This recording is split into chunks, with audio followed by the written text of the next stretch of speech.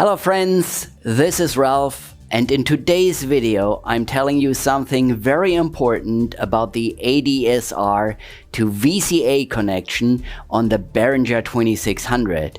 This also applies to the original ARP 2600 and to other 2600 clones, so stay tuned.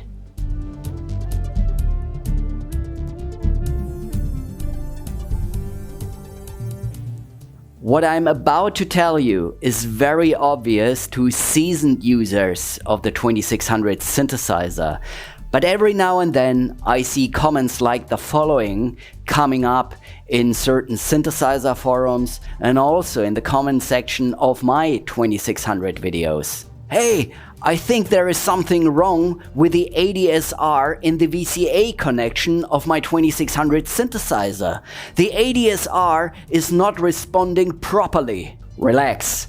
There is nothing wrong with your 2600 synthesizer. It's actually just another unique feature of the 2600 synthesizer. So let's move over to the Behringer 2600 and I show you what I mean. So well, here we are on the 2600 synthesizer on the Behringer 2600.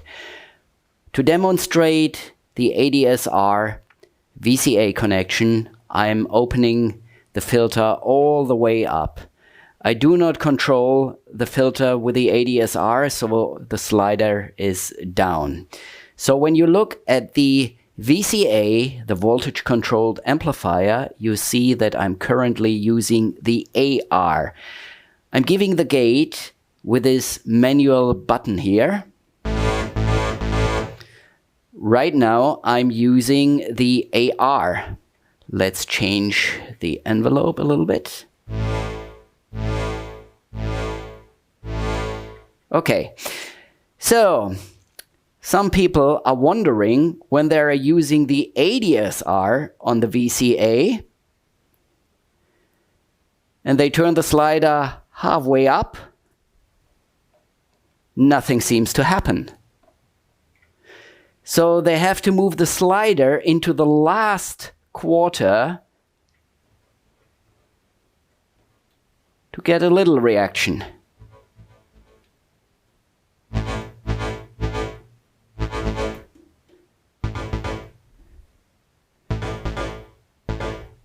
Okay, why is that? The reason for that behavior is the fact that the pre-wired connection on the ADSR into the VCA has an exponential response or curve. Whereas the AR connection, the pre-wired connection, has a linear response. So if you want the ADSR to behave and respond in a linear way, you have to use the output of the ADSR here and plug it into the AR connection. And now you see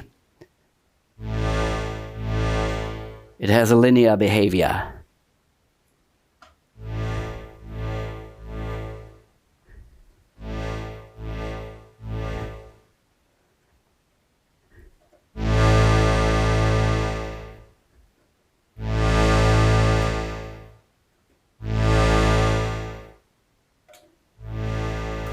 Let's use the reverb a little bit. Just indulge me. Somehow I just love the reverb on these 2600 synthesizers. Okay, anyway. So you also have the chance to use the AR in an exponential fashion. So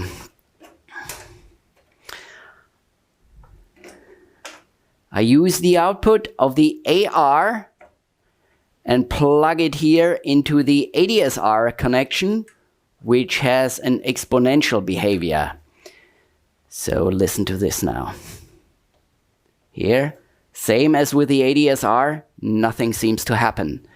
If I move the slider into the last quarter,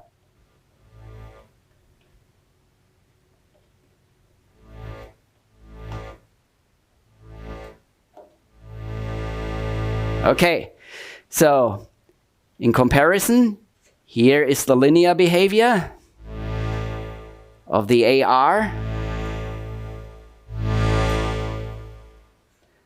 And here's the exponential response.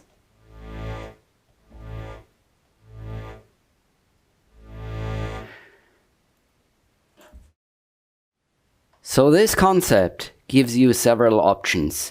The pre-wiring sets the AR to a linear behavior and the ADSR to an exponential behavior.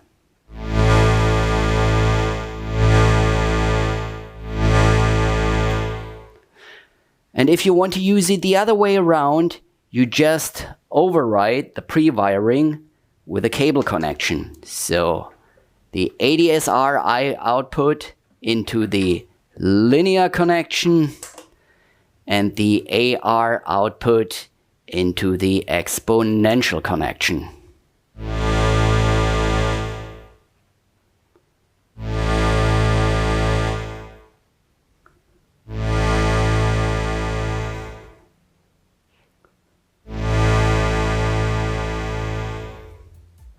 Alright, well, I know this quick tip is very obvious to seasoned users of the 2600 synthesizer. But to people who are new to the 2600, this quick tip might be very useful and helpful. By the way, I have created a bunch of other videos about the Behringer 2600 and the ARP 2600. You'll find the link to the playlist either up here or in the description box of today's video. Thank you very much for watching. I hope to see you again in my next video. Until then, take care, stay safe, peace.